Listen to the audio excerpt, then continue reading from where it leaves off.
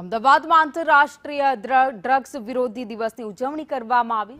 સાયક્લોથોનથી જનજાગૃતિનો સંદેશ અપાયો। Anti narcotics task ફોર્સનું આયોજન કરાયું। શહેર પોલીસે કાર્યક્રમમાં સહભાગીતા નોંધાવી।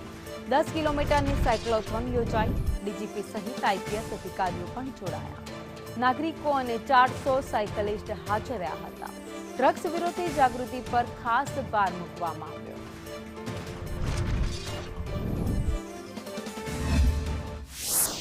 આ સાયક્લોથોનનો મેન હેતુ ડ્રગના અવેરનેસ માટે કે જે ડ્રગનો દૂષણ જે રાષ્ટ્રીય આંતરરાષ્ટ્રીય સ્તર પર થોડું વધી રહ્યો છે એના બાબતે લોકોને જાગૃત કરવાનું કે ડ્રગનો જે દૂષણ છે એમાં આમ તો પોલીસ તો ખૂબ જ વોર તરીકે એને લઈને એના વિરુદ્ધ કાર્યવાહી કરી રહી છે, પણ હું એક અપીલ કરવા માંગુ છું કે આ ખાલી પોલીસના જે કાર્યવાહીથી આનો નિષ્નાબૂદ નહીં થાય।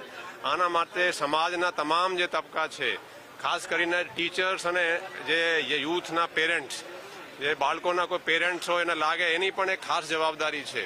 તો એમાં તમામ લોકો જોડાય, પોલીસને જાણ કરે, પોલીસ એમાં તરત જ કડક કાર્યવાહી કરશે।